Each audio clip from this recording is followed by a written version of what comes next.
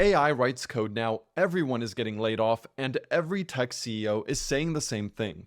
I think coding is going away first, or coding is being, done by the AI models first. So, is it too late to become a software developer? Here's the honest answer. For a large portion of people, it is too late. The easy path everyone took 5 years ago is gone. But if you're willing to adapt, I think right now is one of the best times to get into software development. So let's talk about what actually works now. Now, the question of is it too late to become a software developer typically stems from 3 fears. The first one is that AI is going to take all the engineering jobs.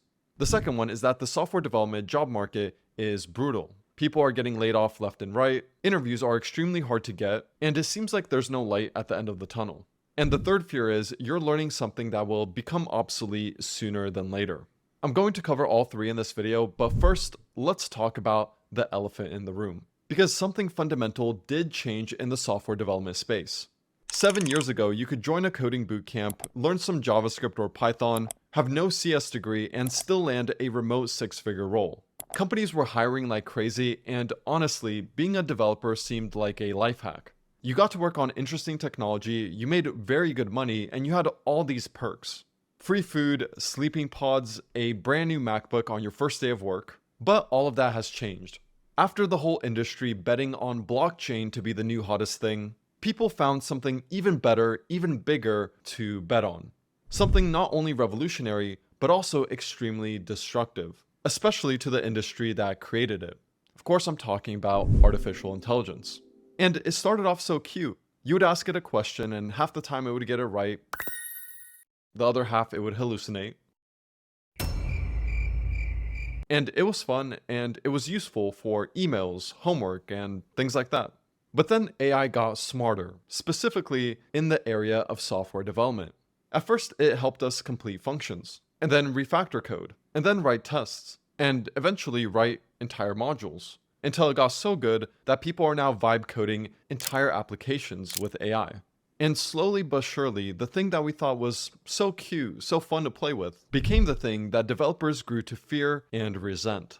And why wouldn't they? It's directly affecting their livelihood.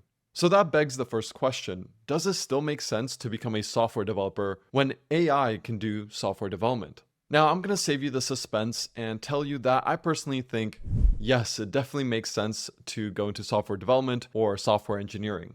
Now, of course, the industry, the role is shifting and has shifted. The barrier to entry with software development has definitely lowered. AI could get you really far, but will it make software engineering as a whole obsolete? In my opinion, no, it won't. At least not anytime soon. Because software engineering is a lot more than just writing code. If you've ever done any professional software engineering, then you know that most of your time is not spent writing code. Most of your time is spent thinking about architecture, thinking about trade-offs, prioritizing, reading code, reviewing code, coordinating across teams, speaking with engineers, engineering managers, product managers, design, and everything else that goes into engineering. In fact, the most senior engineers in an organization don't write code at all. So if you think about it from that perspective, I don't think software engineering is going away. I think of AI as a tool. It's really good at some things, not so good at other things. Even when it comes to coding, AI is good at generating a lot of code, but it's not so good at teasing out ambiguous, half-spoken requirements, or creating architecture that can hold up for 3 years, or debugging production issues across 5 different services. So in summary, I think the software engineering role is changing, but I don't think it's going away. Now, the second fear is that the job market is too brutal, too saturated. And in general, yes, that is true. The software development job market today is definitely not as hot as the job market 7 years ago. That said, you can certainly get software engineering jobs today. I personally help developers do that all the time. And I also hire software developers for the work we do at Let's Get Rusty. But the thing is, your positioning does matter. If you're going after traditional front-end roles, for example, then yeah, it's going to be really tough. But if you're going after robotics roles, or distributed system roles, or embedded roles, or AI application roles, well then your job search becomes much easier because you're aligning yourself with what the market needs.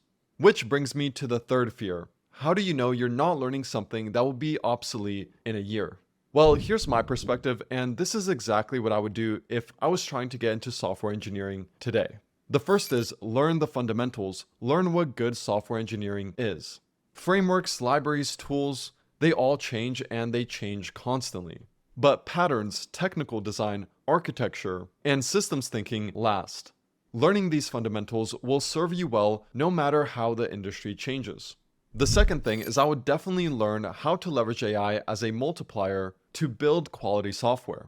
This is one of the most important tools for software developers, and learning how to wield it well is extremely important. And the third thing I would do is specialize in an industry or domain with a high barrier to entry. Areas like low-level systems, infrastructure software, robotics and embedded development, and security. When a domain has a high barrier of entry and you end up acquiring those skills, you're no longer a commodity, you're a lot harder to replace and therefore a lot more valuable.